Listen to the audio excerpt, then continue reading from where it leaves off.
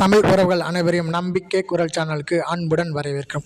தொடர்ந்து நம்ம சேனலில் வேலைவாய்ப்பு பற்றி தான் பார்த்துட்ருக்கோம். ஸோ இன்றைக்கி நம்ம என்ன பார்க்க போகிறோம் அப்படின்னா, சிஆர்எஃப்லேருந்து வந்திருக்கக்கூடிய ஒரு சூப்பரான வேலைவாய்ப்பு தான் பார்க்க போகிறோம்.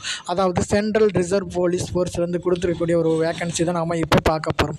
ஸோ இது பார்த்திங்க அப்படின்னா என்ன விதமான பணியிடங்கள் பார்த்திங்கன்னா, கான்ஸ்டபிள், டெக்னிக்கல் அண்டு ட்ரேட்ஸ்மேன் கொடுத்துருக்காங்க. மேல் ஃபீமேல் இருபாலரும் அப்ளை பண்ணிக்கலாம். ஸோ இது அப்ளை பண்ணக்கூடிய ஸ்டார்டிங் டேட் 20/4/2026 லாஸ்ட் டேட் பார்த்திங்க அப்படின்னா 19/5/2026 நாம் அப்ளை பண்ணிக்கலாம். ஸோ இந்த ஜாபுக்கான எஜுகேஷன் குவாலிஃபிகேஷன் என்ன, யாரெல்லாம் அப்ளை பண்ணலாம் அப்படிங்கிறத நம்ம இப்போ பார்த்துடலாம். ஸோ ஃபஸ்ட்டு பார்த்திங்க அப்படின்னா application will be accepted online only. So ஆன்லைனில் தான் நம்ம அப்ளை பண்ணுறோம். ஸோ அதே மாதிரி இது கண்டக்ட் பண்ணுறது பார்த்திங்க அப்படின்னா சிஆர்எஃப்லேருந்து கண்டக்ட் பண்ணுறேன்னு சொல்லியிருக்காங்க. ஸோ இது எப்படி செலக்ட் பண்ணுவாங்க அப்படின்னா, ஃபஸ்ட்டு ஃபிசிக்கல் எஃபிஷியன்சி டெஸ்ட்டு, அடுத்து physical standard test and computer based test conduct பண்ணுறாங்க. லாஸ்ட்டாக trade and skill test, document verification and medical examination. So ஃபைனலாக பார்த்தீங்க அப்படின்னா review the medical examination then conducted by the சிஆர்எஃப்லேருந்து இதை கண்டக்ட் பண்ணி முடிச்சதுக்கப்புறம் நமக்கு ஜாபுக்கான சர்டிஃபிகேட் கொடுத்துருவாங்கன்னு சொல்லியிருக்காங்க.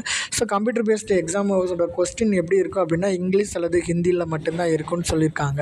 ஓகே, ஸோ இதை பற்றின டீட்டெயில்ஸை நம்ம ஃபுல்லாக பார்க்கலாம். ஸோ நம்ம இதை ஆன்லைனில் நம்ம அப்ளை பண்ணணும். இதுக்கான வெப்சைட் கொடுத்துருக்காங்க. https://recit.crbf.gov.in அப்படிங்கிற வெப்சைட்டில் போய்ட்டு தான் நாம் அப்ளை பண்ணணும்னு சொல்லியிருக்காங்க.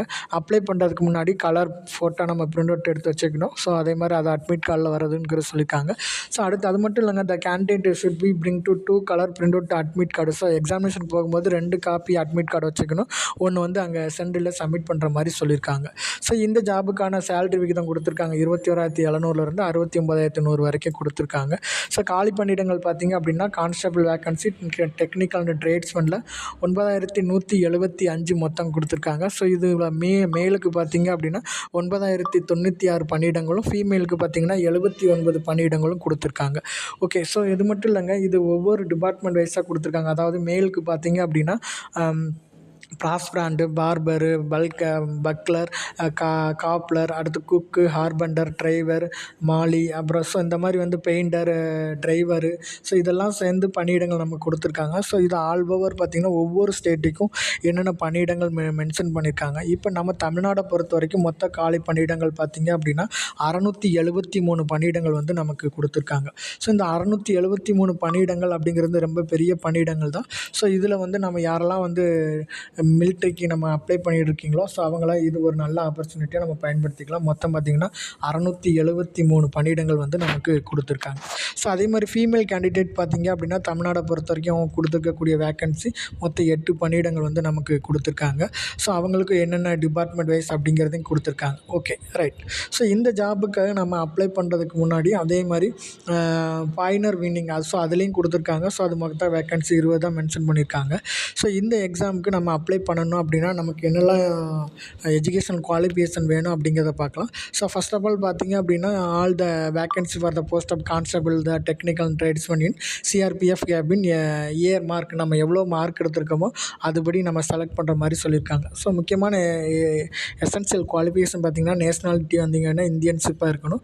ஸோ அது மட்டும் இல்லைங்க. ஸோ ஏஜ் லிமிட் பார்த்திங்க அப்படின்னா, கான்ஸ்டபிள் டிரைவருக்கு பார்த்திங்க அப்படின்னா 21 வயசுலேருந்து 27 வயசுக்குள்ளே இருக்கணும். ஸோ அதோட இயர் மென்ஷன் பண்ணியிருக்காங்க.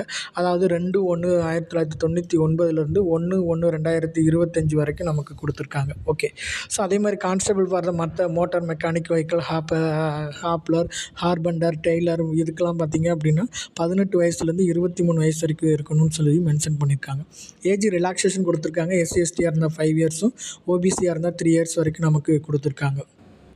ஓகே, ஸோ நம்ம அடுத்து நெக்ஸ்ட்டு என்ன பார்க்கலாம் பார்த்திங்க அப்படின்னா, இதுக்கான எஜுகேஷனல் குவாலிஃபிகேஷன் என்னங்கிறத பார்த்துலாம். ஸோ அதுக்கு முன்னாடி process of the certificate format எப்படிங்கிறது கொடுத்துருக்காங்க. ஸோ அதையும் நம்ம மென்ஷன் பண்ணிக்கணும்.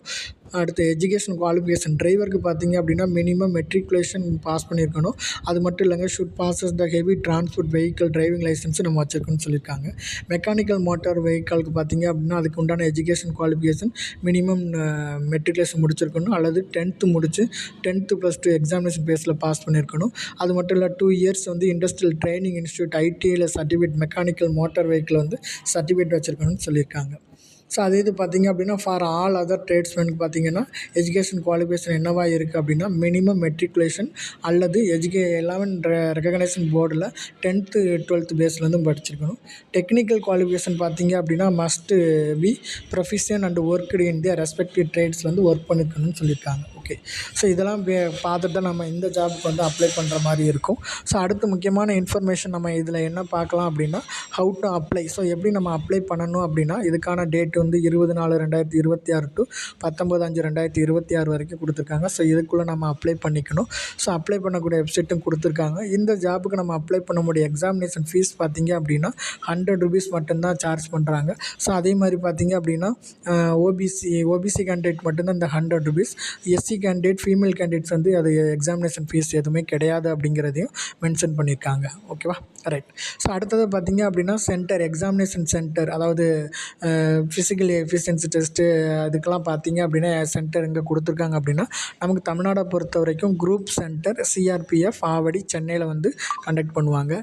ஸோ அதே மாதிரி எக்ஸாமினேஷன் கம்ப்யூட்டர் பேஸ்டு டெஸ்ட்டுக்கு எக்ஸாமினேஷன் பார்த்திங்க அப்படின்னா அது குவாலிஃபைடு ஸ்ட்ரென்த்தை பொறுத்து அதுக்கப்புறம் நமக்கு இன்டிமேஷன் பண்ணுற மாதிரி மென்ஷன் பண்ணியிருக்காங்க. ஓகே, ஸ்கீம் ஆஃப் எக்ஸாமினேஷன் கான்ஸ்டபிளுக்கு எப்படி கண்டக்ட் பண்ணுவாங்க? ஃபஸ்ட்டு ஃபிசிக்கல் எஃபிஷியன்சி டெஸ்ட்டு, அடுத்து ஃபிசிக்கல் ஸ்டாண்டர்ட் டெஸ்ட்டை கண்டக்ட் பண்ணுவாங்க.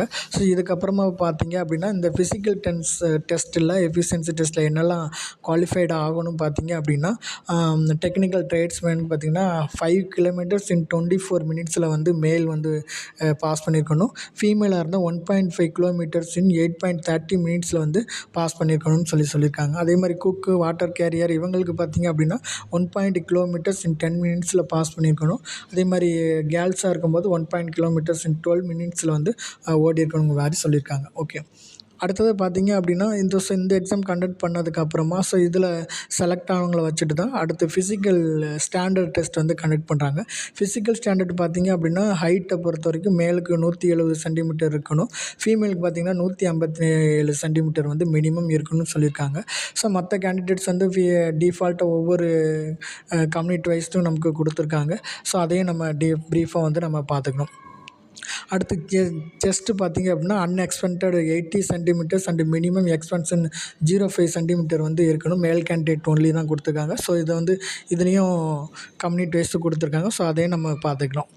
ஸோ அடுத்தது பார்த்திங்கன்னா இந்த கம்ப்யூட்டர் பேஸ்டு டெஸ்ட்டாக எப்படி இருக்கும் பார்த்திங்க அப்படின்னா 100 கொஸ்டினில் இருக்கும். ஸோ அந்த 100 கொஸ்டினும் பார்த்திங்க அப்படின்னா ஜென்ரல் இன்டெலிஜென்ஸ் அண்டு ரீசனிங்கில் இருக்கும். ஒரு 25 கொஸ்டின் 25 மார்க் வந்து கண்டக்ட் பண்ணுவாங்க.